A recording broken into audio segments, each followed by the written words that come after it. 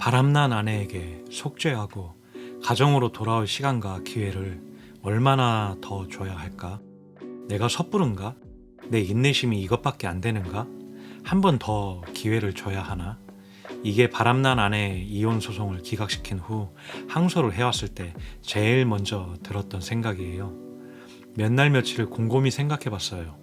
거의 1년 가까이를 온갖 멸시와 조롱, 여러 개의 소송에서 오는 스트레스, 그것도 남들은 일생 동안 단 한 번도 겪어보지 못할 상간남 소송 2번과 이혼 소송 피고 입장의 고통을. 하지만 이제는 그 고통을 다시 참아낼 인내심도 바닥이 나버렸고, 무엇보다 내 평생 반려자라고 믿었던 아내의 악마와 같은 밑바닥을 보았기에 이제는 더 이상 참을 이유도 없어져 버렸어요. 이제는 너희 둘을 내가 받은 고통만큼 자근자근 밟아주겠다. 기다려라.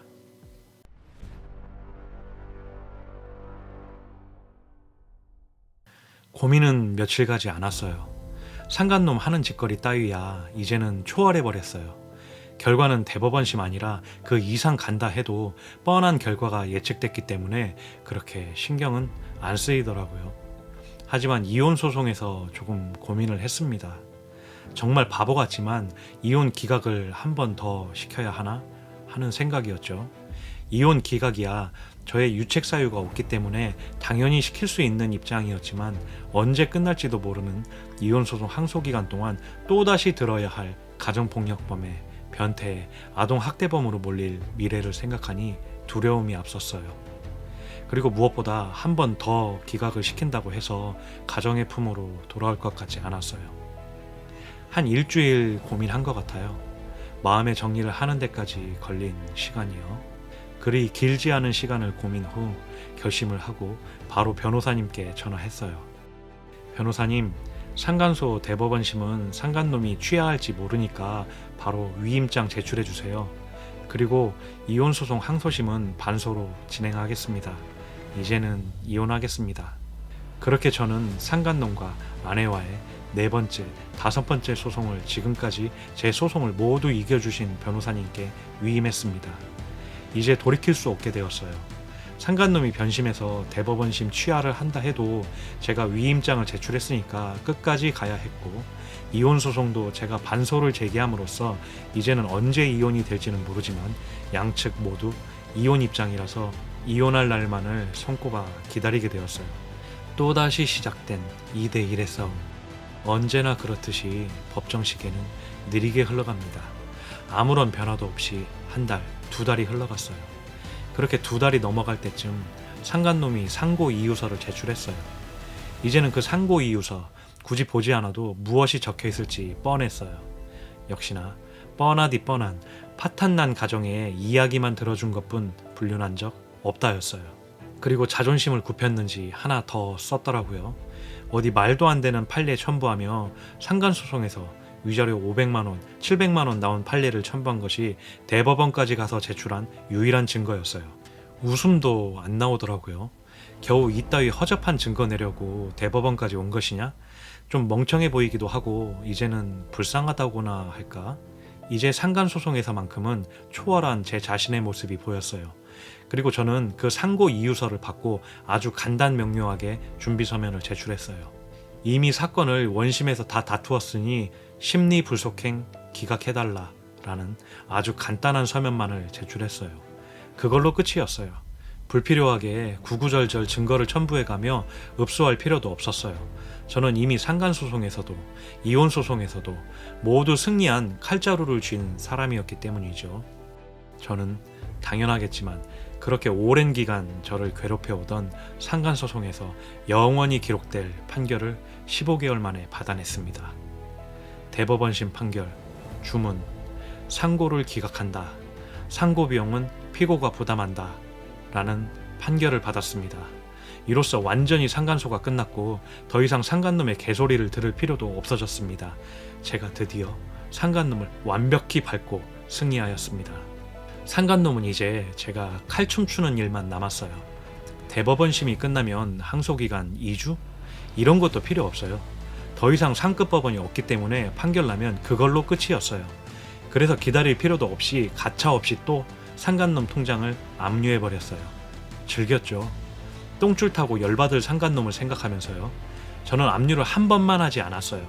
첫 번째는 오로지 판결금만 압류했고, 상간놈 변호사가 판결금 입금할 테니 압류 풀어달라는 사정할 때까지 돈 한 푼 찾지 않고 압류돼서 쩔쩔맬 상간놈 생각하며 웃었어요. 마지못해 판결금 10원 한 푼까지 다 받고 며칠을 뜸들이다 압류 해제해줬어요. 그리고 또다시 압류했어요. 소송비용액 확정 신청을 하고 소송비용 몇백만 원 받을 거를 상간놈에게 달라고 말도 하지 않고 그냥 압류해버렸어요. 이번엔 전보다 더 즐겼죠.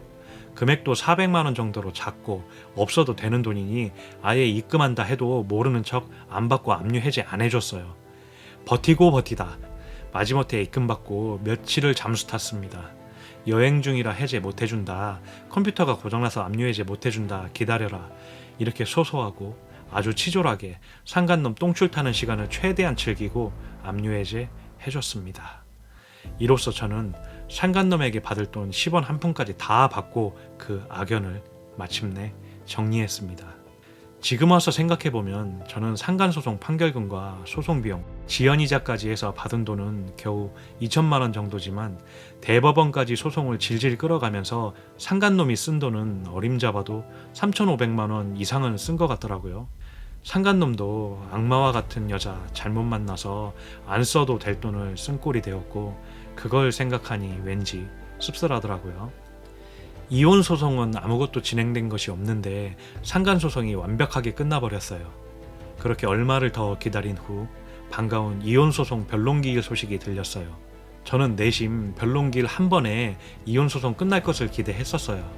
재산분할, 양육 모두 1심에서 다투고 서로 합의가 됐기에 이혼 소송 항소심에서는 그냥 원고, 피고, 의사만 확인할 줄 알았어요.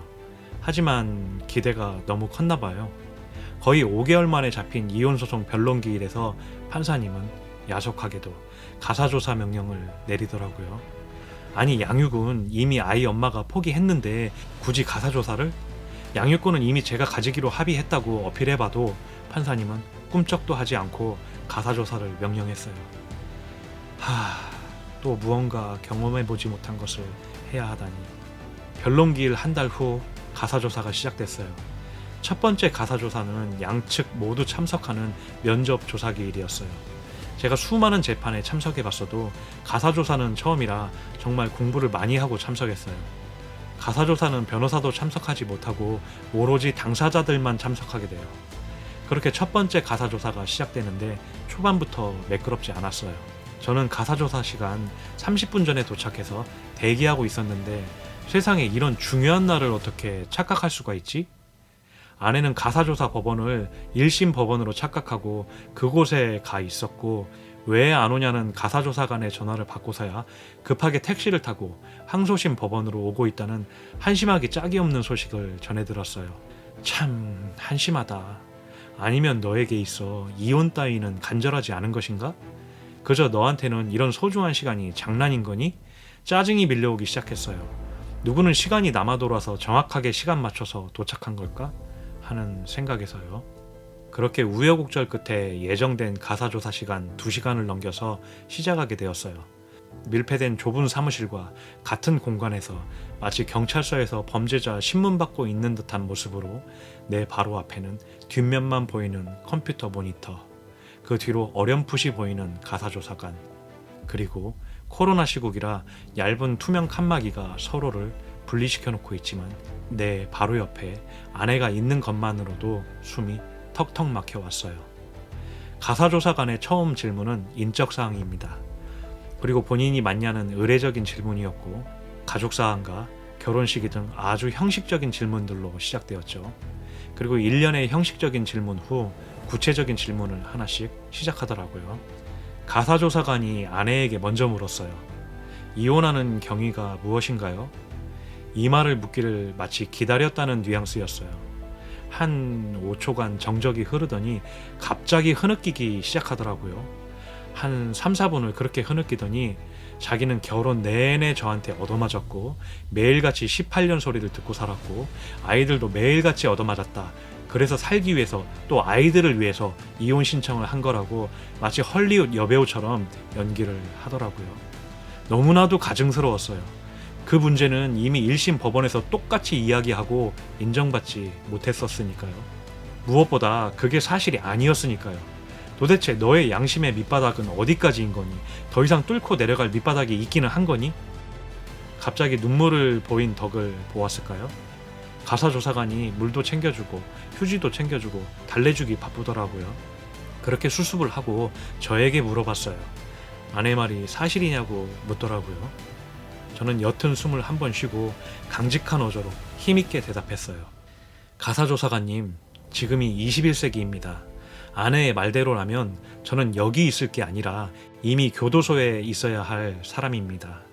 그리고 100번 양보해서 제가 그런 사람이라고 친다면 그런 깡패보다 더 흉악한 저에게 한창 엄마 품이 필요한 갓 초등학교 들어간 어린아이 둘을 남겨놓고 본인만 집을 나간다는 게 말이 되나요? 그리고 그런 폭력에 시달리는 아이들의 양육권을 포기한다는 게 정상적인 엄마인가요? 또한 세상이 어느 때인데 12년 동안 그런 행동을 참고 살만한 여자가 지금 있기나 할까요? 이건 상식적이지 않습니다. 아내는 지금 바람나서 어떻게 해서든 이혼하고 싶어서 있지도 않은 말을 지어내고 있는 겁니다. 라고 한마디도 틀리지 않고 정확히 또박또박 대답했어요. 그게 사실이었으니까요. 그리고 이 말을 벌써 여러 번의 소송을 통해 똑같이 대답했었으니까요. 그리고 너무 억울했으니까요. 기록을 마친 가사조사관이 이번에도 먼저 아내에게 묻더군요. 불륜한 사실을 인정하냐고요. 이 부분에서 제 이혼 스토리 중 희대의 남을 망언을 듣게 됩니다. 본인은 불륜한 적 없대요. 그 말을 듣고 저도 놀라고 가사조사관도 놀라더라고요. 가사조사관이 어이가 없다는 표정으로 아내에게 묻더군요. 아니, 자료를 보면 상간소송 대법원까지 가서 판결이 났는데요? 라고 물으니 그 다음 말이 더 가관이었어요. 판결이 왜 그렇게 난지 모르겠대요. 자기는 불륜한 적이 없는데 운이 없어서인지 판결이 그렇게 나서 자기도 속상하답니다.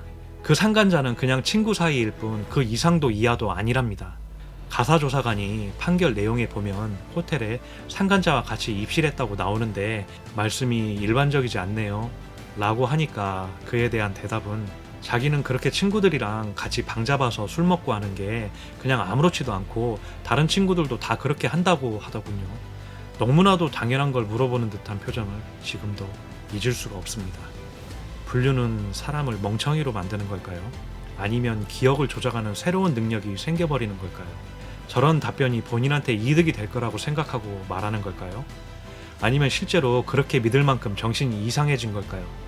이렇게 서로의 입장이 명백히 다른 첫 번째 가사조사를 마쳤습니다. 가사조사라기보다는 아내의 대답에 제 입장을 말하는 무슨 말싸움장이 되어버렸네요. 이런 코미디 같은 겨우 첫 번째 가사조사를 마쳤습니다. 나는 도대체 어떤 여자와 결혼했던 것일까? 나와 같이 12년을 살았던 배우자가 겨우 이런 모습이었던가? 그 후로 몇 번의 가사조사를 더 했습니다. 심지어 아이들까지 데리고 가서 4명이 가사조사를 받기도 했고 저의 아이들 또한 가사조사관과 개별적으로 면접조사를 받아야 했습니다. 그렇게 또 몇 개월이 지나갔고 이혼이 언제 될지도 모르는 채 입만 열면 거짓말하는 아내의 모습을 더 보아야 했습니다. 반성은 기대하지 않았지만 어차피 이혼하는 마당에 그래도 좋게 끝나길 바랬는데 그럴 필요가 없다는 것이 절실하게 느껴졌고 배려해줘봐야 나만 호구된다는 마음이 들더군요. 그래서 아내가 그동안 저에게 했던 것과 같이 똑같이 갚아줬습니다.